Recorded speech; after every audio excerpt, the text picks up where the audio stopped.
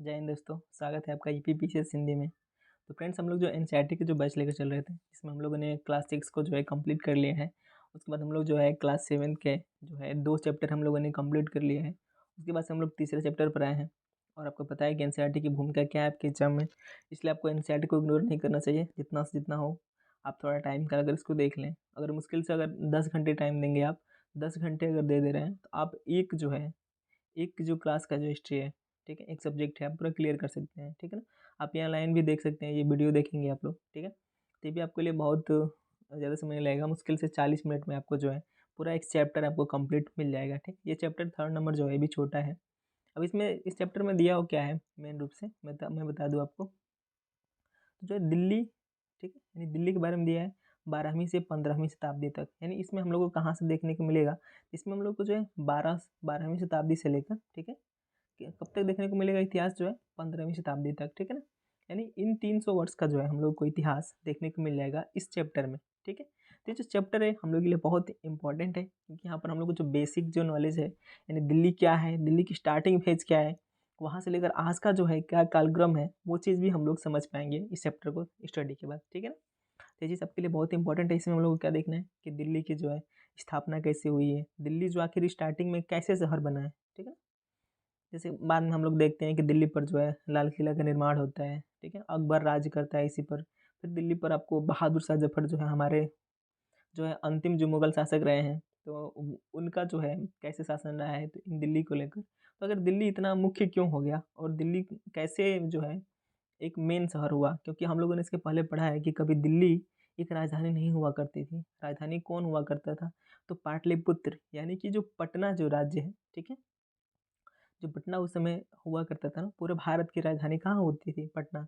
आप देखेंगे जैसे कि अशोक की देखेंगे तो उस वक्त में क्या था, तो पाटलिपुत्र रहा है, पटना रहा है। तो वो चीज़ से वहाँ से निकल कर आखिर दिल्ली कैसे पहुँचा, तो वो चीज़ को हम लोग भी देखेंगे, आखिर इसका स्टार्टिंग फेज क्या रहा है। ठीक है ना। इस चैप्टर में हम लोग को बेसिक चीज़ें मिल जाएंगी, आपको इसको रिवीजन करते रहना चाहिए। अगर आप इसको एक बार 2 बार रिवाइज कर लेंगे, तो आपको दोबारा फिर इसको पढ़ने की ज़रूरत नहीं पड़ेगी, फिर आपका जो है काम हो जाएगा। फिर देखिए हम लोग 7 क्लास में आपको ये मेडिवल आपको देखने को मिलेगा, आपको पता है क्लास 7 की एनसीईआरटी में। फिर जैसे ही क्लास 7 जो है ख़त्म होता है, उसके बाद से जब हम लोग क्लास 8 में आएंगे, तो क्लास 8 में हम लोगों को जो है मॉडर्न की स्टार्टिंग फेज देखने को मिलता है। तो एनसीईआरटी हम लोग को कुल मिलाकर क्या बताती है कि जो स्टार्टिंग का जो फेज है, ठीक है, ये जो बेसिक है, जो स्टार्टिंग का जो फाउंडेशन जिसे कहा जाता है, वो चीज़ें हम लोग को बताती है कहानी के माध्यम से, एक स्टोरी के माध्यम से। तो उस तरह ही यहाँ पर भी दिया हुआ है। तो अब धीरे धीरे आपको देखेंगे कि आप लोग देखेंगे कि क्लास 6 में थोड़ा सा ज़्यादा कहानी दिया था, फिर आपको क्लास 7 में थोड़ा सा कम कहानी देखने को मिलेगा। फिर ऐसे क्लास 8 में 9th में जाते जाते आपको क्या होगा, तो क्लास 11 का जब देखेंगे आप लोग, तो बहुत आपको जो है वहाँ पर एक जो है मतलब एक तरह से एक सीमित, ठीक है, और अपने आप में कंप्लीट नॉलेज आपको प्रोवाइड हो जाएगा। ठीक है। जैसे कि क्लास 11 का आप देखेंगे तो वहाँ पर आपको जो सतीश चंद्र की जो बुक है वो हम लोग को देखना है। वहाँ पर आपको जो है कंप्लीट मिडवल कंप्लीट होगा। फिर वहाँ पर हम लोग को वहीं पर मिल जाएगा क्लास 10th 11 12 में हम लोग को एक जो है उन्नत जो नॉलेज होती है जो कॉम्पिटेटिव एग्जाम के लिए, वो हम लोग को वहाँ से देखने को मिलेगा। फिर हम लोग को बिपिन चंद्रा की जो बुक है क्लास 12 की एनसीईआरटी की, वो चीज़ भी हम लोग वहाँ से देख लेंगे तो कंप्लीट हो जाएगा। ठीक है।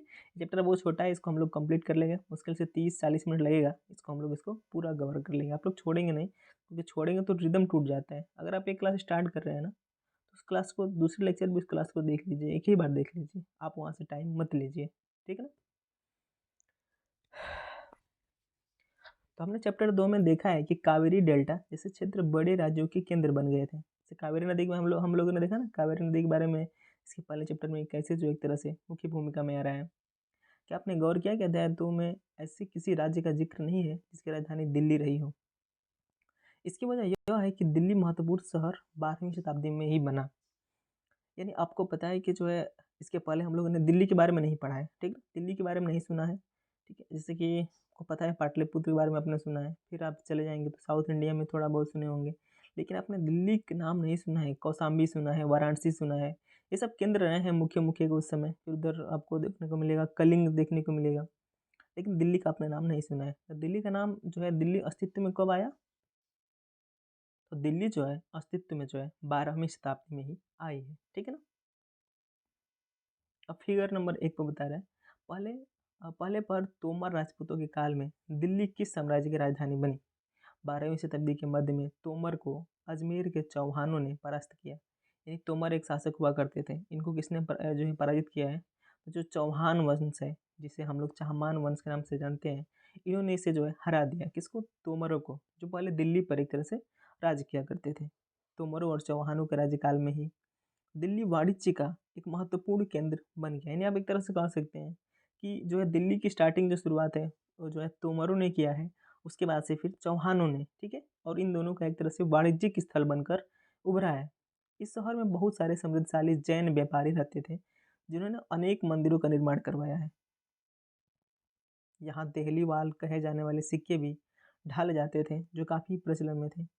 13वीं सदी के आरंभ में दिल्ली सल्तनत की स्थापना हुई और इसके साथ दिल्ली एक ऐसी राजधानी में बदल गई जिसका नियंत्रण उस उपमहाद्वीप के बहुत बड़े क्षेत्र पर फैला था। ठीक है। उस 5 वंशों के पाषाण के से दिल्ली मिलकर सल्तनत बनी। अब देखिए दिल्ली सल्तनत किससे मिलकर बनी है, आपको यहाँ से देख लेना है कि दिल्ली जो है यहाँ पर आपको दिख रहा है, यहाँ पर जो 5 शहर है ना जो दिल्ली का, ठीक है, ये यमुना नदी है। और फिर यमुना नदी के पास आपको दिख सकता है ये जो है फिरोजाबाद है, एक स्थल यहाँ पे हो गया फिरोजाबाद है, ठीक है। ये सिरी हो गया, फिर देहली कुहाना जो है, ठीक है, हौज सुल्तानी हो गया, फिर तुगलकाबाद हो गया, अहिलाबाद हो गया। इस तरह जो है यहाँ से 5 आपको राज्य दिखने को मिलते हैं, ठीक है ना। यानी 5 वंशों की जानकारी यहाँ से प्राप्त होती है।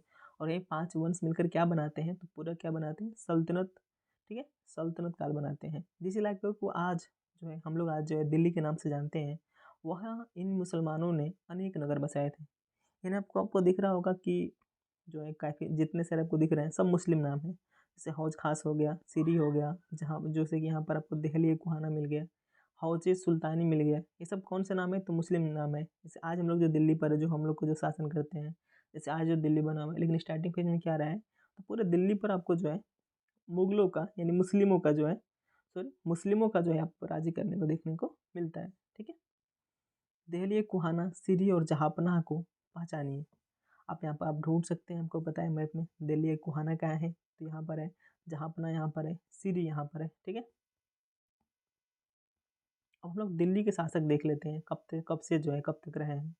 सबसे पहले जो है अब ये लोग जो है राजपूत वंश आप यहाँ से देख सकते हैं, ठीक है। ये जो तोमर वंश में आप देख सकते हैं जो है आरंभिक 12वीं शताब्दी में ये जो है 1165 तक रहे हैं लोग। तो जो अनंग पाल जो रहे हैं एक तोमर शासक है, और ये कब से रहे हैं? तो 1130 से 1145 तक। फिर उसके बाद आपको जो है चौहान वंश देखने को मिलता है। तोमर वंश के बाद हम लोगों ने इसको पढ़ा। फिर चौहान वंश में आपको पृथ्वीराज चौहान मिलते हैं, जो 1175 से 1192 तक दिल्ली पर शासन करते हैं, ठीक है। उसके बाद से प्रारंभिक तुर्क जो है शासक आते हैं। अब ये कुतुबुद्दीन ऐबक कौन है? आपको पता है कि मोहम्मद गौरी जब भारत के क्षेत्र पर आया और पंजाब को आक्रमण करके जब जो है और पूरे लगभग भारत पर आक्रमण कर लिए थे, तो अब जो है मोहम्मद गौरी जब यहाँ से भारत से जो वापस अपने देश गया गजनी, ठीक है ना। तो जाते वक्त उसने क्या किया कि उसने एक गुलाम को जो है उनका जो गुलाम हुआ करता था उस मोहम्मद गौरी का, जिसका नाम था कुतुबुद्दीन ऐबक, उसको जो है भारत में छोड़कर गया और वही क्या करता था? भारत में राज करता था। यानी भारत की किस जगह पर? तो दिल्ली वाले क्षेत्र पर राज्य करता था। यहीं से जो है सल्तनत काल की शुरुआत आपको मिलती है, ठीक है। फिर इसके बाद से कुतुबुद्दीन के बाद इसी का जो है दामाद है जिसका नाम है इल्तुतमिश, फिर वो राज करता है। ये कब से करता है? तो आपको जो है यहाँ से 1210 से 1236 तक आप देखने को मिलेगा, ठीक है। फिर उसके बाद से रजिया जो इल्तुतमिश की जो बेटी है, इसकी आपको पता है कि रजिया ने जो है अपने सत्ता प्राप्त करने के लिए बहुत संघर्ष किया, ठीक है। और रजिया जो है एक योग्य शासक होने के बावजूद भी उसको जो है शासक में एक भूमिका नहीं मिल पाई, और उसको जो है काफ़ी संघर्ष के बाद 4 साल बाद ही उससे जो है सत्ता छीन ली गई और एक तरह से उसे मतलब दंडित किया गया। और आपको पता है कि इसमें बहुत सारी कहानियाँ हैं। हम लोग इसको जो है अगर आप मेडिवल हिस्ट्री पढ़ रहे होंगे तो आप इसको इसी पर जो है इसी चैनल पर आपको एक बैच मिल जाएगा, वहाँ पर आपको पूरा पूरा जो है डिटेल मिल जाएगा। लेकिन आप हम लोग यहाँ से बेसिक पढ़ रहे हैं तो हम लोग उतना ही पढ़ेंगे, फिर आगे हम लोग को जो है क्लास 11th में हम लोग को देखने को मिलेगा, तो वहाँ पर इसको हम लोग कंप्लीट कर लेंगे, ठीक है। तो बिल्कुल घबराने की ज़रूरत नहीं है। यहाँ पर जो है बेसिक क्या है, टाइम जो है टाइम पीरियड दिया हुआ है, कालक्रम दिया हुआ है, आप इसे याद कर लेंगे। इसको आप याद कर लेंगे, अगर समझ में आए तो ठीक है, नहीं याद आए तो आप इसे याद कर लीजिए, ठीक है। इसे आप याद कर रहेंगे ना तो फिर आपको आगे जाने पर आपको प्रॉब्लम नहीं होगी। फिर उसके बाद से जो है गयासुद्दीन बलबन राज करता है भारत पर 1266 से 1287 तक, ठीक है। अब यहाँ पर आने के बाद जानते हैं आप लोग, यहाँ से जो है गयासुद्दीन बलबन के समय से फिर यहाँ पर जो है मंगोल भारत को जो है अब क्या हुआ कि बाहरी आक्रमण का डर सताने लगा, और यहाँ से जो है बाहरी आक्रमण यानी मंगोल आपको यहाँ से जो है गजनी के पास पहुँच चुके थे। उसके बाद अपने यहाँ पर हम लोग जब मेडिवल हिस्ट्री का जब स्टार्ट जो है कंप्लीट पढ़ेंगे, वहाँ से हम लोग देखेंगे कि जो है कैसे जो है कुतुबुद्दीन ऐबक जो है गजनी को त्याग करके अब क्या करता है। जो ये लोग कौन थे, तुर्की थे। तो इसने क्या किया कि तुर्की को त्याग करके अपना भारत में ही अपना स्वतंत्र साम्राज्य स्थापित किया था। तो वही लड़ाई जो है चलती रहती है। उसके बाद से जो है जो गजनी राज्य है, जो तुर्क है, उस पर जो है अब मंगोल का शासक हो जाता है, और मंगोल से जो है गयासुद्दीन बलबन से अब लड़ाई स्टार्ट होती है। और ये जो है खिल्जी वंश तक चलती है और भी आगे चलेगी। वो जो हम लोग मेडवल देखेंगे तो वहाँ उसको जो है लिंक करके पढ़ लेंगे, नहीं तो आपको जो इसी चैनल पर जो है मेडवल हिस्ट्री की क्लास चल रही है, आप लोग वहाँ से देखेंगे तो पूरा अच्छा से डिटेल से आपको वहाँ पर देखने को मिल जाएगा। फिर उसके बाद से भारत पर खिलजी वंश की जो है शासन चलता है, कब से कब तक, तो 1290 से 1320 तक। उसके बाद से आपको इसी पे जो है जलालुद्दीन खिलजी देखने को मिलेंगे। ये जो है 1290 से 96 तक यानी 6 वर्ष तक के शासन करते हैं। उसके बाद से आपने जो है अलाउद्दीन खिलजी का नाम जो सुना होगा, तो अलाउद्दीन खिलजी जो है 1296 से 1316 तक राज्य करता है। ठीक है, इसके बाद से यहीं से जो है तुगलक वंश की शुरुआत होती है, और यहीं पर आपको जो है गयासुद्दीन तुगलक मिलेंगे। इनका आप यहाँ से टाइम पीरियड देख लेंगे। फिर मोहम्मद तुगलक, ठीक है, फिर फिरोज शाह तुगलक, फिर उसके बाद से सैयद वंश आएगा। इसी में हम लोग खिजर खान को पढ़ना पड़ेगा। जो इंपॉर्टेंट उन चीज़ों को जो एनसीईआरटी में तो हम लोग सब क्लियर करेंगे, परंतु जब हम लोग मेनली जब कंपेटिटिव का जो बैच होता है उसमें इंपॉर्टेंट चीज़ें आपको पढ़ाई जाती है। ठीक है, फिर इसमें हम लोग जो है बहलोल लोदी को भी पढ़ लेंगे, जो है यहाँ पर 1451 से 1489 तक राज्य करता है। इस तरह जो हम लोग को जो है सारी चीज़ें पढ़ लेना है। यहाँ से जो हम लोग सल्तनत काल ख़त्म होगा, और या इसके बाद जो है 1500 से यहाँ से आपको 1526 आपको पता है कि मुगल काल की शुरुआत होती है। फिर हम लोग को क्या देखना है यहाँ से, तो मुगल काल यहीं से स्टार्ट हो जाएगा। इसके अगले चैप्टर में हम लोग को जो मुगल काल को पढ़ना है। ठीक है ना। अब देखिए यहाँ पर सुल्तानों के अधीन दिल्ली, इतिहास। इतिहास का जो है इतिहास क्या है, ठीक है। जो तारीख है, तारीख जो है एक वचन है, तवारीख को जो है बहुवचन कहा गया है। जो सुल्तानों के शासनकाल में प्रशासन की भाषा फारसी में लिखे गए थे। तवारीख के लेखक सचिव, प्रशासक, कवि और दरबारियों जैसे सुशिक्षित व्यक्ति होते थे, जो घटनाओं का वर्णन भी करते थे और शासकों को प्रशासन संबंधी सलाह भी देते थे। वे न्याय संगत शासन के महत्व पर बल देते थे। अब न्याय चक्र यहाँ से देख लेंगे।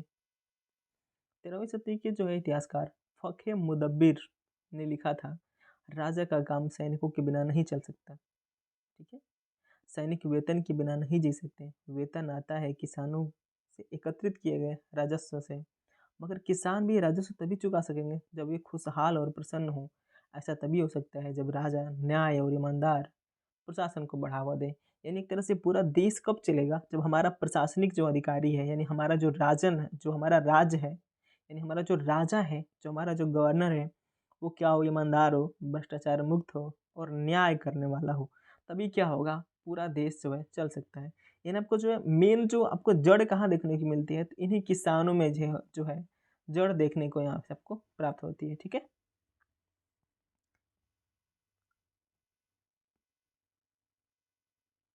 ये कुछ और बातें ध्यान में रखें। तवारीख के लेखक नगरों में रहते थे। यानी तवारीख के जो लेखक होते थे, तवारीख क्या है, एक बहुवचन है, आपको पता है यहाँ पर। तो जो तवारीख के जो लेखक होते थे वो नगरों में रहते थे। गांव में शायद ही कभी रहते हों। वे अक्सर अपने इतिहास सुल्तानों के लिए उनसे ढेर सारे इनाम इकराम पाने की आशा में लिखा करते थे। यानी कहने का मतलब यहाँ पर ये है, यहाँ पर देखिए आपको मुस्लिम वर्ड ज़्यादा देखने को मिलेगा। ठीक है, तो ये चीज़ आपको थोड़ा सा परेशान कर सकती है, लेकिन ये बेसिक है। आप जो इसे पढ़ लेंगे एक बार दो बार, तो आपको आगे जो है नेक्स्ट जो है बहुत इंपॉर्टेंट आपके लिए हो जाएगा। ठीक है ना, फिर आपको समझने के लिए बहुत ज़्यादा अपने माइंड पर जद्दोजहद नहीं करना पड़ेगा। ठीक है ना। तो ये जो कहानियाँ लिखा करते थे, जो ये लेख लिखा करते थे, कौन ये लोग जो है जो लेखक हुआ करते थे, तो इनका मेन उद्देश्य क्या था, तो मेन इनका उद्देश्य रहा है तो वह राजा से इनाम पाना भारी भरकम। ये लेखक अक्सर शासकों को जन्मसिद्ध अधिकार और लिंग भेद पर आधारित आदर्श समाज व्यवस्था बनाए रखने की सलाह भी देते थे। ठीक है, उनके विचारों से सारे लोग सहमत नहीं होते थे। सन 1236 में सुल्तान इल्तुतमिश की बेटी रजिया सिंहासन पर बैठी। ठीक है, उस युग के इतिहासकार मिन्हाज-ए-सिराज ने स्वीकार किया है कि वह अपने सभी भाइयों से अधिक योग्य और सक्षम थी। यानी किसकी बात कर रहा है यहाँ पर? आपको पता है कि जो इल्तुतमिश हुआ करते थे, एक राजा थे, जिन्होंने अपना शासन किया। उस शासन काल में इनके जो है 2 पुत्र थे, ठीक है? इनके 2 बेटे थे और 1 पुत्री थी। तो क्या है ना कि जो इल्तुतमिश है, जब इनकी मतलब मृत्यु होने वाली थी, तो मतलब मृत्यु के समय ये जो है बहुत कन्फ्यूज़ थे कि मैं जो है अपनी सत्ता किसको दूँ, ठीक है? मतलब किसको, मतलब अपनी गद्दी किसको दें? तो हालाँकि जो है इल्तुतमिश के जो दोनों बेटे थे, एक तरह से अयोग्य थे उस राज्य को चलाने के लिए। तो इल्तुतमिश ने क्या निर्णय किया कि जो है या अपनी सत्ता किसको देगा? तो अपनी बेटी को देगा। इस बेटी का नाम क्या था? तो रज़िया। इन्होंने रज़िया को जो है सुल्तान सुल्तान बनने का एक जो है एक तरह से प्रोवाइड किया, यानी एक तरह से अपना जो है उत्तराधिकार नियुक्त किया। लेकिन मृत्यु के चंद कुछ समय पहले ही इसने क्या किया कि रज़िया को जो है मतलब हटाकर अपने बेटे को शायद दिया, ठीक है? तो इस तरह से जो है बहुत सारे इसमें मतभेद रहे हैं। तो इसके बाद क्या होता है कि कुछ समय बाद फिर जो है रज़िया आती है और रज़िया मतलब उस समय उसे निकाल दिया जाता है उस राज्य से, और फिर वो जनता के सामने आती है और कहती है कि जो है यह जो है राजा ने क्या किया, यानी हमारे पिताजी ने हमको उत्तराधिकार चुना है। तो उस तरह जनता मिल-जुल कर वो क्या करती है, रज़िया को सुल्तान बना देती है, ठीक है? फिर वो रज़िया क्या करती है, 1236 से 1240 तक शासन करती है। और उसी शासन को कौन स्वीकार करता है? मिन्हाज-ए-सिराज, क्योंकि मिन्हाज-ए-सिराज मानता है कि रज़िया जो है उस राज्य को चलाने के लिए एक योग्य शासक जो है, एक योग्य शासिका थी, ठीक है? वो अपने सभी भाइयों से अधिक योग्य और सक्षम भी थी। लेकिन फिर भी वह एक रानी के शासक के रूप में मान्यता नहीं दे पा रहा था। कौन? मिन्हाज-ए-सिराज। अब देखिए यहाँ पर लड़ाई किस बात की थी, क्योंकि अभी देखिए रानी तो भाई हमारे आपको पता है कि जो इतिहास में जो रानी जो लोग हैं, तो रानी शासन की है हमारे भारत में। लेकिन रज़िया जो है एक ऐसी जो है शासिका थी, जिसका अभी विवाह नहीं हुआ था, या अभी जो है विवाह भी नहीं हुआ था, इन्हें एक तरह से कुँवारी लड़की थी। इसने क्या किया, शासन का जो है बागडोर अपने हाथ में सँभाला। और ये जो है क्या करती है ना कि एक तरह से एकदम ओपन माइंडेड, यानी जैसे कि बुर्का ना पहनना, यानी इस्लाम धर्म के खिलाफ जो है अपना निर्णय लेती है। और एक तरह से पुरुषों के समकक्ष आकर जो है क्या करती है, निर्णय लेती है। जिससे क्या होता है कि इसमें इसके जो है रज़िया के जो राज्य में रह रहे जो अधिकारी थे और भी जो लोग थे, उनको ये बातें बिल्कुल पसंद नहीं थी, ठीक है? और ऊपर से एक महिला होकर जो है गद्दी पर बैठना, तो वो जो है मतलब कई लोगों को पच नहीं रहा था, सिंपल भाषा में आप ये कह लें। तो इसके बाद से जो है उसको हटाने के लिए, रज़िया को हटाने के लिए बहुत सारी कोशिशें करते हैं लोग। फिर रज़िया के बहुत लोग साथ भी देते हैं, बहुत लोग साथ नहीं भी देते हैं। इस तरह लड़ाई चलती रहती है और अंत में जो है 1240 में जो है क्या होती है, रज़िया को किसी तरह किसी कारणवश मृत्यु हो जाती है। इसको जो है हम लोग फुल डिटेल्स जो है आगे आएगा वहाँ भी पढ़ेंगे, ठीक है? और नहीं तो हम लोग आप जो है मेडुलिस्टिक वहाँ पर क्लास करेंगे, तो वहाँ भी आपको जो है फुल डिटेल आपको देखने को मिलेगा। हालाँकि यहाँ पर क्लास 8 के लेवल का है, तो हम लोग एल्ट जो है क्लास 8 के लेवल तक ही चल सकते हैं। उसे आगे लेकर जाएँगे तो थोड़ा-सा आपको जो है थोड़ा-सा दिक्कत होगा। फिर आगे आएगा हम लोग उसका अच्छे से समझेंगे, ठीक है ना? बिल्कुल घबराने की ज़रूरत नहीं। तो दरबारी जन भी उसके स्वतंत्र रूप से शासन करने की कोशिशों से प्रसन्न नहीं थे। वही मैंने बताया आपको कि जो है रज़िया का जो शासन का जो है जो रहा है, ये जो शासन का उसका ढंग था ना, वो एक पुरुषों के समान था, ठीक है? तो वो जो है प्रसन्न उसे जो है उसके दरबारी जो लोग थे, वो इसे पसंद नहीं करते थे। हालाँकि इसके पहले आपने सुना होगा जो रुद्रमा देवी, जिसने क्या किया, एक बहुत समय तक जो उसने एक अपने ही राज्य में क्या किया उसने, एक युवा बन के जो है, एक युवा के आकार के होकर वो अपना शासन किया, मतलब अपने आप को राजकुमार कहा करते थे। यानी सुना होगा ना रुद्रदामन, ठीक है? तो वही रुद्रमा देवी हैं, वो एक वास्तव में एक लड़की थी, लेकिन उसने क्या किया, शासन किया। फिर अंत में उसको जो है फिर जनता भी उसे मान लेती है कि चलिए कोई दिक्कत नहीं है। मतलब एक तरह से वो रानी के रूप में, एक लड़की के रूप में, महिला के रूप में शासन करते हैं। ऐसी बहुत सारी महिलाएँ थीं। लेकिन रज़िया क्या थी ना, रज़िया एक अपने आप में बहुत योग्य शासक थी। अगर रहती तो हो सकता है इतिहास में कुछ और इसकी भूमिका होती, ठीक है ना? लेकिन मात्र 4 साल, और उस 4 साल के अंदर भी हर समय क्या हुआ इसके पास, कभी स्वतंत्र शासन नहीं कर पाई, क्योंकि इसका विरोध हर समय जारी रहा। इस विरोध के बावजूद भी उसने क्या किया कि अपने राज्य में शासन किया है, एक अच्छी व्यवस्था भी उसने लागू की। तो ये चीज़ें रही हैं, क्योंकि ये महिलाओं के लिए बहुत गर्व की बात थी उस समय।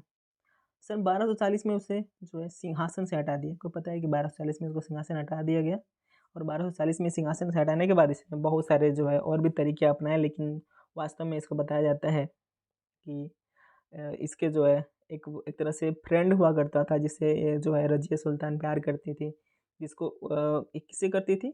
उसका मतलब एक आप ऐसा मान सकते हैं जैसे कि एक अश्वशाला का जो अधिकारी हुआ करता था, उस समय के जो है सबसे बड़े अधिकारियों में माना जाता था, उससे इसका जो है प्रेम संबंध रहा था। तो उसने क्या उसके बाद क्या होता है आपको कि जो है उसको भी मार दिया जाता है, इसका जो प्रेमी होता है।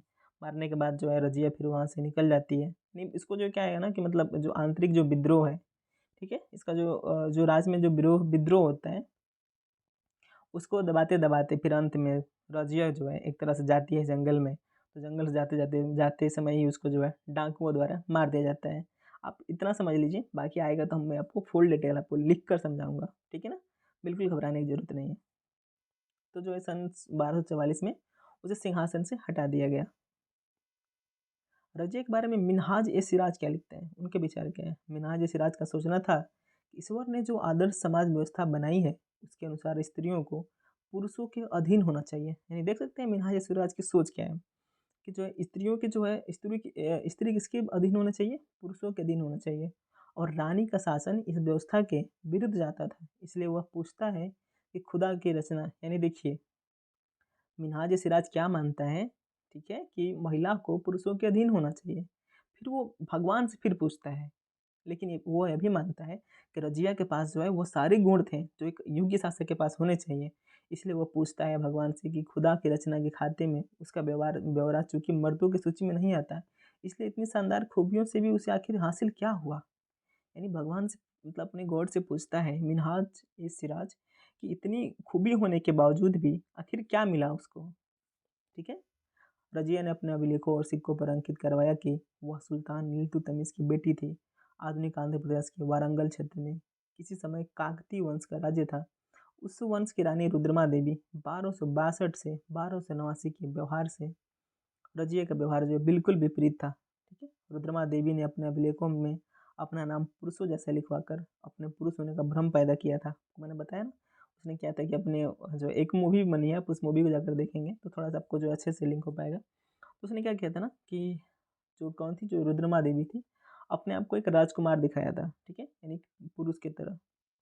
एक और महिला शासक थी कश्मीर की रानी विद्या दिद्दा, ठीक है, इनका नाम क्या था, तो दिद्दा इनका नाम था। ये जो है 980 से लेकर 1003 तक शासन किए हैं। उनका नाम दीदी था, जो बड़ी बहन से निकला है। जाहिर है प्रजा ने अपनी प्रिय रानी को यह स्नेह भरा संबोधन दिया होगा। आपको पता है कि वैदिक काल से जो है ज़्यादा क्या होने लगा, तो एक तरह से पुरुषवादी समाज होने लगा। इस तरह आपको नाम में भी जो है दीदी नौ कहकर यहाँ पर आपको दिद्दा दिखाई दे रहा है, ठीक है, यानी साफ साफ आपको दिखाना समाज क्या चाहता है, एक पुरुषवादी समाज, ठीक है। खलजी और तुगलक वंश के अंतर्गत प्रशासन नज़दीक से एक नज़र। दिल्ली सल्तनत जैसे विशाल साम्राज्य के समेकन के लिए विश्वसनीय सूबेदारों तथा प्रशासकों की जरूरत थी, ठीक है। यानी दिल्ली सल्तनत जैसे विशाल साम्राज्य के समेकन के लिए, ठीक है, विश्वसनीय सूबेदारों तथा प्रशासकों की जरूरत थी। दिल्ली के आरंभिक सुल्तान विशेषकर इल्तुतमिश सामंतों और जमींदारों के स्थान पर अपने विशेष गुलामों को सूबेदार नियुक्त करना अधिक पसंद करते थे। अब यहाँ पर देखिए जो इल्तुतमिश थे वो सामंतों को और जमींदारों को जो है एक भूमिका न देते हुए उसके किसको पसंद करते थे, तो जो इल्तुतमिश के जो गुलाम थे उनको जो है सूबेदार नियुक्त करना ये लोग पसंद करते थे, ठीक है। क्योंकि इनको जो है इन सामंतों पर जमींदारों पर विश्वास नहीं था, इनको विश्वास किस पर था, तो इनको अपने गुलामों पर था। इन गुलामों को फारसी में बंदगी कहा जाता था। क्या कहा जाता, बंदगी, ठीक है। तो इन फारसी में इनको जो है बंदगा कहा गया है, ठीक है, तथा इन्हें जो है सैनिक सेवा के लिए खरीदा जाता था। उन्हें राज्य की कुछ बहुत ही महत्वपूर्ण राजनीतिक पदों पर काम करने के लिए बड़ी सावधानी से प्रशिक्षित किया जाता था, जो कि पूरी तरह अपने मालिक पर निर्भर होते थे। इसलिए सुल्तान भी विश्वास करके उन पर निर्भर हो सकते थे, क्योंकि आपको पता है कि जो गुलाम हुआ करते थे और गुलामों पर जो है राजा अत्यधिक विश्वास करते थे प्राचीन काल में, ठीक है। खलजी तथा तुगलक शासक बंदगा का इस्तेमाल करते रहे और साथ ही अपने पर आश्रित निम्न वर्गों के लोगों को भी ऊंचे राजनीतिक पदों पर बैठाते रहे। ऐसे लोगों को सेनापति और सूबेदार जैसे पद दिए जाते थे, लेकिन इससे राजनीतिक अस्थिरता भी पैदा होने लगी। गुलाम और आश्रित अपने मालिक और संरक्षकों के प्रति तो वफादार रहते थे, मगर उनके उत्तराधिकारियों के प्रति नहीं। अब देखिए क्या होनी समस्या क्या होने लगी। जैसे मान लीजिए कोई गुलाम है, ठीक है, मान लीजिए मान लीजिए ए नाम का व्यक्ति क्या है, गुलाम है। किसका गुलाम है, तो बी नाम का जो है व्यक्ति का गुलाम है, जो राजा है। बी क्या है, राजा है और इसका गुलाम है। लेकिन क्या होने लगा कि जो बी के जो उत्तराधिकारी हुए यानी बी का जो लड़का हुआ, तो लड़का के ये लोग क्या है, तो लड़का की ये लोग गुलामी करना नहीं चाहते हैं। कहते हैं कि ये लोग हम किसके गुलाम, मतलब किसके गुलाम है, तुम्हारे पिता के, तुम्हारी गुलामी नहीं करेंगे। तो ये सारी समस्याएं आने लगी, यानी इनके जो उत्तराधिकारी जो नियुक्त होते थे ये उनकी बातें नहीं मानते थे। सिंपल भाषा में आप इसे समझ सकते हैं। सुल्तानों के अपने नौकर होते थे, फलस्वरूप जो है किसी नए शासक के सिंहासन पर बैठते ही नए और पुराने सरदारों के बीच टकराहट शुरू हो जाती थी। सुल्तानों द्वारा निचले तबके के लोगों को संरक्षण दिए जाने के कारण उच्च वर्ग के कई लोगों को गहरा धक्का भी लगता था। ठीक है। और फारसी तवारीख के लेखकों ने निचले खानदान के लोगों को ऊंचे पदों पर बैठाने के लिए दिल्ली के सुल्तानों की आलोचना भी की है। यानी लोग क्या करते थे कि जो निचले जो लोग हैं ना उनको निम्न स्तर से उठाकर ये लोग ऊंचे पदों पर पद जो है दिए करते थे। ठीक है। ये जो है बहुत लोगों को हजम नहीं थे, तो इसकी बात यहाँ पर है। ठीक है। पहले वाले सुल्तानों की तरह ही खलजी और तुगलकों शासकों ने भी सेनानायकों को भिन्न भिन्न आकार के इलाकों के सूबेदार के रूप में नियुक्त किया। ये इलाके इक्ता कहलाते थे और इन्हें संभालने वाले अधिकारी इक्तादार या मुफ्ती कहे जाते थे। मुफ्ती का फर्ज था सैनिक अभियानों का नेतृत्व करना और अपने इक्तों में कानून और व्यवस्था बनाए रखना। अपनी सैनिक सेवाओं के बदले वेतन के रूप में मुफ्ती अपने इलाकों से राजस्व की वसूली किया करते थे। राजस्व के रूप में मिली रकम से ही वे अपने सैनिकों को भी तनख्वाह देते थे। मुफ्ती लोगों पर काबू रखने का सबसे प्रभावी तरीका यह था कि उनका पद वंश परंपरा से न चले और उन्हें कोई भी इक्ता थोड़े थोड़े समय के लिए ही मिले। ठीक है ना, जिसके बाद उनके स्थानांतरण कर दिया जाए। सुल्तान अलाउद्दीन खिलजी और मोहम्मद तुगलक के शासनकाल में नौकरी के इन कठोर नियमों का बड़ी सख्ती से पालन होता था। मुक्ति लोगों द्वारा एकत्रित किए गए राजस्व की रकम का हिसाब लेने के लिए राज्य द्वारा लेखा अधिकारी नियुक्त किए जाते थे।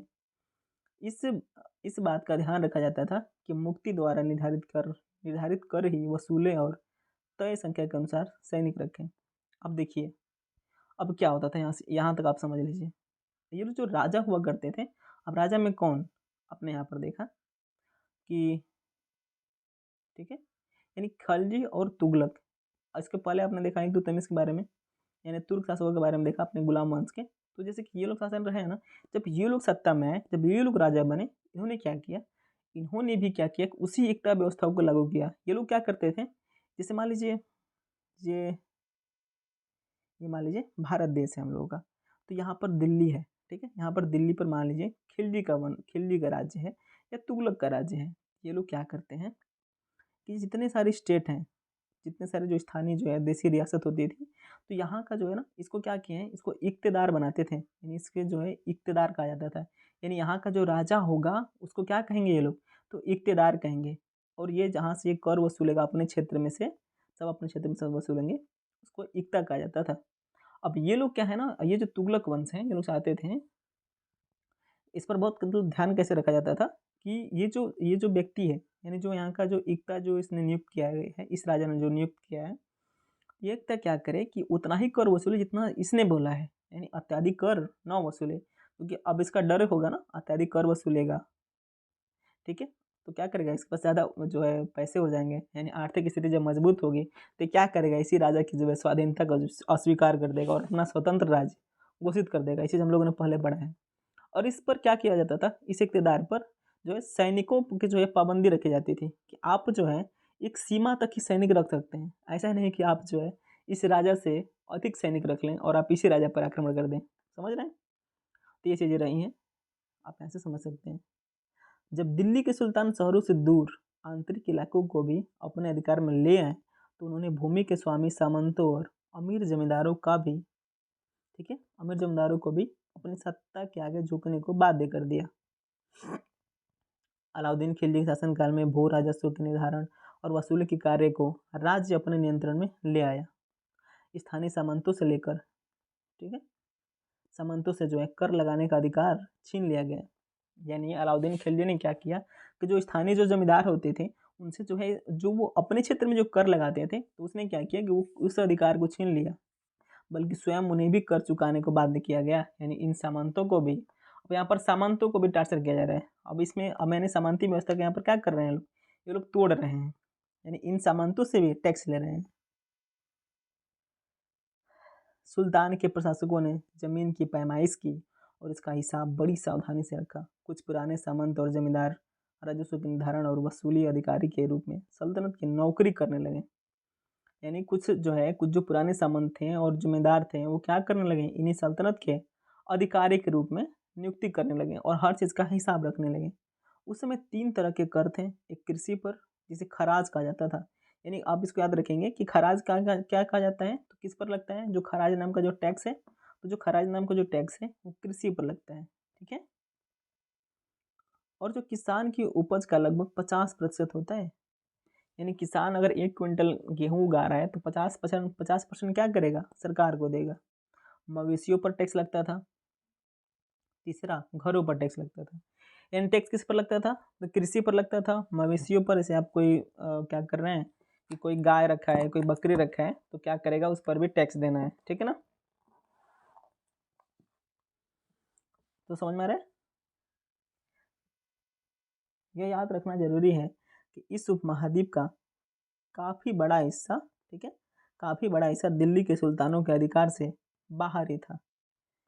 दिल्ली से बंगाल जैसे सुदूर प्रांतों का नियंत्रण कठिन था और दक्षिण भारत की विजय के तुरंत बाद ही वो पूरा क्षेत्र फिर से स्वतंत्र हो गया था। अब देखिए, एक चीज़ आप याद रखेंगे, जिस मान लीजिए हम लोग का ये भारत है, ये भारत है, तो यहाँ पर मान लीजिए दिल्ली है। ठीक है।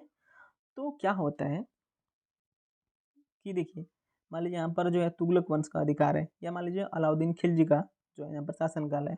जब ये लोग क्या करते हैं, यहाँ का जो है राज्य जीतते हैं, यानी सिर्फ साउथ इंडिया का, तो क्या होगा, ये जब जीत कर यहाँ पर जाएंगे तो ये लोग क्या हो जाएंगे, स्वतंत्र हो जाएंगे। क्योंकि ये आज की तरह अत्याधुनिक समय नहीं था। आप यहाँ से सेना यहाँ पर ले जाने में 2 महीने लग जाएंगे। जब तक आप यहाँ पर 2 महीने लेकर जाने में लग जाएंगे, तब तक ये क्या करेगा, जो यहाँ का स्थानीय शासक होगा इस पर आक्रमण करके इसे अपना लेगा। इसलिए राजा दूर दूर अभियान पर जाने से डरते थे। एक ही तो शासक ऐसे हुए हैं जिन्होंने जो है पूरे भारत पर अपना अभियान किया है। जैसे कि आप जो है प्राचीन काल में प्राचीन हिस्ट्री में जो हम लोग एंशिएंट हिस्ट्री में देखते हैं, सम्राट अशोक जो है पूरे भारत पर लगभग नियंत्रण करता है। फिर उसके बाद से आपको अकबर देखने को मिलेगा। फिर उसके बाद से क्या है, अंग्रेज भी आपको ऐसे देखने को मिलेंगे। ठीक है। ठीक है। तो हम लोग इसको देख लेंगे। बेटों से बढ़कर गुलाम। सुल्तानों को सलाह दी जाती थी कि जिस गुलाम को हमने पाला पोसा और आगे बढ़ाया है उसकी हमें देखभाल करनी चाहिए, क्योंकि तकदीर अच्छी हो तभी पूरी जिंदगी में कभी कभी योग्य और अनुभवी गुलाम मिलता है। बुद्धिमानों का कहना है कि योग्य और अनुभवी गुलाम बेटे से भी बढ़कर होते हैं। यानी उसमें गुलामों का जो है बहुत ज़्यादा महत्वपूर्ण, मतलब एक महत्व हुआ करता था। आपने क्या देखा, उस कटप्पा को देखा है ना, बाहुबली में क्या करता है कटप्पा, अपने ही जो है सबसे सबसे जिससे प्यार करता है उसी को जो उसको मारना पड़ता है। तो क्या है, गुलामी की जो है वफादारीता है, यानी वो अपने कर्तव्यों से परिपक्व है और परिबद्ध है। ठीक है। सुल्तान मोहम्मद तुगलक के अधिकारी जन। सुल्तान मोहम्मद तुगलक ने अजीज खुमार नामक कलाल, यानी शराब बनाने और बेचने वाला, फिरोज हजाम नामक नाई, मनका तब्बाब नामक बावर्ची और लड्ढा तथा पीरा नामक मालियों के ऊंचे प्रशासनिक पदों पर बिठाया था। 14वीं शताब्दी के मध्य के इतिहासकार जियाउद्दीन बर्नी ने इन नियुक्तियों का उल्लेख सुल्तान के राजनीतिक विवेक के नाश और शासन करने की अक्षमता के उदाहरण के रूप में दर्शाया है। यानी इसके कहने का मतलब क्या है ना, कि यहाँ पर आपको जो है जो निम्न जो स्तर के लोग हैं उनको क्या किया है, तो अच्छा अच्छा क्या किया है इसने, अधिकारी के नाम अधिकारियों का पोस्ट दिया है, जिसको देखकर कौन जलता है, तो आपको यहाँ पर साफ दिख रहा होगा कि जो जो बर्नी है, ठीक है ना, जियाउद्दीन बर्नी ने इन नियुक्तियों को क्या किया, तो शासन की जो है एक असफलता बताया है। यानी उस राजा की क्या है, असफलता है, मोहम्मद बिन तुगलक की। ठीक है। सरदार और उनकी किलेबंदी। अच्छा, इसको शायद आपने नहीं समझाया, मैं बता दूं थोड़ा सा। इसमें क्या बताया गया ना, इसे मान लीजिए यहाँ पर सरदार है, तो स्थानीय शासक, स्थानीय जो मतलब यहाँ पर जो जंगल हुआ करते थे, तो उन जंगलों पर भी ये जो मान लीजिए यहाँ पर जो शासक है अलाउद्दीन खिलजी है, वो जंगल पर आक्रमण करता है, लेकिन वो जंगल वाले भी क्या होते हैं, जो स्थानीय जो वहाँ के लोग होते हैं, वो कुछ समय बाद ही आज़ाद होते हैं। ठीक है, आज़ाद हो जाते हैं। उसी तरह साउथ इंडिया में या यहाँ पर या इस तरह, यानी जो दूर दराज के जो क्षेत्र हैं, जैसे बंगाल हो गया, तो जो यहाँ पर जो ये राजा वार तो करता है, जीतता भी है, लेकिन जीत के जाने के बाद कुछ समय बाद ही ये लोग आज़ाद हो जाते हैं और अपनी स्वतंत्रता घोषित कर देते हैं। यहाँ से एक चीज़ देख लेते हैं हम लोग, सरदार और उनकी किलेबंदी। अफ्रीकी देश मोरक्को से 14वीं शताब्दी में भारत आए यात्री इब्न बतूता ने बतलाया है कि सरदार कभी कभी चट्टानी उबड़ खाबड़ पहाड़ी इलाकों में किले बनाकर रहते थे और कभी कभी बांस के झुरमुटों में। भारत में बांस जो है पोला नहीं होता था, यह बहुत बड़ा होता था। इसके अलग अलग हिस्से आपस में इस तरह गुथे होते थे कि उन पर आग का भी असर नहीं होता और वे कुल मिलाकर बहुत ही मजबूत है। सरदार इन जंगलों में रहते हैं, ठीक है, रहते हैं, जो इनके लिए किले का जो है किले के प्राचीर का काम देते हैं। इस दीवार के घेरे में ही उनके मवेशी और फसल रहते हैं। अंदर ही पानी भी उपलब्ध रहता है, अर्थात वहाँ एकत्रित हुआ वर्षा का जल, इसलिए उन्हें प्रबल बलशाली सेनाओं के बिना हराया नहीं जा सकता। ये सेनाएं जंगल में घुसकर खास तौर से तैयार किए गए औजारों से बांसों को काट डालती है, ठीक है। यानी जो है इब्न बतूता जो है आप जो है वहाँ शासन की जो है क्या करता है, एक तरह से विस्तार करता है और वहाँ के जो है बड़ाई कर रहा है, ठीक है। अब आगे हम लोग देख लेते हैं 15वीं तथा 16वीं शताब्दी में सल्तनत। तुगलक वंश के बाद 1526 तक दिल्ली तथा आगरा पर सैयद तथा लोधी वंशों का राज्य रहा। तब तक जौनपुर, बंगाल, मालवा, गुजरात, राजस्थान तथा पूरे क्षेत्र दक्षिण भारत में स्वतंत्र शासक उठ खड़े हुए थे। यानी इस समय तक, यानी 1526 तक बंगाल में, मालवा में, गुजरात में, राजस्थान में और पूरे दक्षिण भारत में एक स्वतंत्र शासक उठकर खड़े हुए थे इस समय, ठीक है। उनकी राजधानियां भी समृद्ध हो गई थी और राज्य फल फूल रहे थे। इसी काल में अफगान तथा राजपूतों जैसे नए शासक समूह भी उभरे। यानी इसी समय क्या है, अफगान शासक और राजपूत शासक जैसे जो जो है दो नए समूह जो है बनकर उभरे हैं। इस काल में स्थापित राज्यों में से कुछ छोटे थे, ठीक है, कुछ छोटे तो थे पर शक्तिशाली थे और उनका शासन बहुत ही कुशल तथा सुव्यवस्थित तरीके से चल रहा था। शेर शाह सूरी का आपने नाम सुना होगा। 1540 से 1545 तक राज्य करता है, ठीक है। इसने बिहार में अपने चाचा के एक छोटे से इलाके के प्रबंधक के रूप में काम शुरू किया था और आगे चलकर इसने इतनी उन्नति की कि मुगल सम्राट हुमायूं को जो है, ठीक है, 1530 से 1540 और 1555 से 1556 तक को चुनौती दी और परास्त किया। यानी हुमायूं को क्या किया है, यहाँ पर आपने देखा है, यहाँ पर जो है यानी हुमायूं को क्या किया था इसने, शेर शाह सूरी ने हराया था। अपने शेर शाह सूरी का नाम सुना होगा। ये जो है मिर्ज़ापुर से जो है काफ़ी इनका जुड़ाव रहा है। यानी मिर्ज़ापुर का जो किला है वो किसका है, तो शेर शाह सूरी का हुआ करता था। तो इन शेर शाह सूरी ने मिर्ज़ापुर के किले पर कब्जा किया था, ठीक है। तो शेर शाह सूरी जो है स्टार्टिंग में जो है एक सेना नायक हुआ करता था, लेकिन एक छोटे से सेना के द्वारा सेना से जो है बढ़ते बढ़ते वो क्या बना, एक राजा बना। जब उसे मौका मिला तो और उसने हुमायूं को जो है हराया था 1540 में। यानी सल्तनत काल के बाद की, यानी मुगल काल के बारे में हम लोग यहाँ पर बात कर रहे हैं, ठीक है। शेर शाह ने दिल्ली पर अधिकार करके स्वयं अपना राजवंश स्थापित किया। सूरवंश ने केवल 15 वर्ष, ठीक है, केवल 15 वर्ष 1540 से 1555 तक शासन किया, लेकिन इसके प्रशासन ने अलाउद्दीन खिलजी वाले कई तरीकों को अपनाकर उन्हें भी चुस्त बना दिया। महान सम्राट अकबर 1556 से 1605 ने, ठीक है, जब मुगल साम्राज्य को समेकित किया तो उसने अपने प्रतिमान के रूप में शेर शाह की प्रशासन व्यवस्था को ही अपनाया था। यानी देखिए आपको यहाँ पर क्या है कि मतलब यहाँ पर बताया गया है कि जो शेर शाह सूरी था उसने क्या किया कि अपने जो है अपने आप को, मतलब शेर शाह सूरी के बारे में आप जब पढ़ेंगे ना तो एक बेहतर सेनानायक के रूप में जो स्थापित करता है। जो हम लोग बाद में आधुनिक काल में से हिटलर को देखते हैं, एक छोटे से जो स्थान से निकल कर एक बहुत जो है एक बड़ा समृद्धि हासिल करना, एक सम्राट बनना आसान नहीं होता है। तो इस शेर शाह सूरी का भी इतिहास वैसा ही है। जब हम लोग को क्लास 11th में आएगा तो वहाँ पर और डिटेल में दिया हुआ है, तो उसको भी हम लोग वहाँ पर समझेंगे। यहाँ पर क्या है ना, आपको एक बार आपको एक परतदार एक चट्टा आप जो है एक परतदार आपको पढ़ाई देखने को मिल रही है। इन आपको स्टार्टिंग फेज देखने को मिल रहा है, नई न्यू नेम मिल रहे हैं और बेसिक नेम मिल रहे हैं। यही क्या होंगे आगे चलकर परिपक्व होंगे, आपको अच्छी जानकारी देंगे, ठीक है। तो जिसमें बता रहा है कि जब 1556 में जब अकबर जो है गद्दी पर बैठता है और शासन करता है तो उसने क्या किया कि जो शेर शाह सूरी का जो प्रशासनिक व्यवस्था था उसको अपनाया था, ठीक है। तो यहाँ से जो हम लोग का जो ये चैप्टर खत्म होता है, ये कुछ आपके लिए दिया हुआ है, इसे आप लोग देख लेंगे और कुछ जो इसमें शब्दावलियाँ दी गई है उसे आप लोग याद रखेंगे, उसे गौर करेंगे, उसे आप लोग, ठीक है।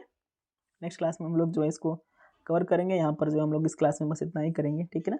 बाकी इसके बाद जो है जो चैप्टर नंबर जो 4 है वो हम लोग जो है आपको जल्दी प्रोवाइड कर लेंगे आपको। बाकी जो है आपको बहुत डिटेल में इस क्लास को देखना है, तो इसको और समझना है मध्यकालीन को, तो आप क्या करेंगे, मध्यकालीन का जो एक जो स्वतंत्र बैच इस पर चल रहा है अपना, उसे आप लोग देख लेंगे। इसमें प्राचीन इतिहास कंप्लीट हो चुकी है, मध्यकालीन इतिहास जो है इसमें चल रहा है और जल्दी भी पूरा हो जाएगा। और उसमें भी हम लोग यही इसी चैप्टर से शुरुआत हुआ है वहाँ पर, यानी वहाँ पर आपको क्या देखने को मिलेगा, यही गुलाम वंश, कुतुबुद्दीन ऐबक, मोहम्मद बिन तुगलक, तो ये चीज़ें रही हैं।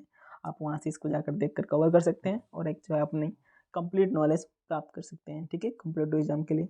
तो फ्रेंड्स आज क्लास में बस इतना ही। Thank you, bye bye.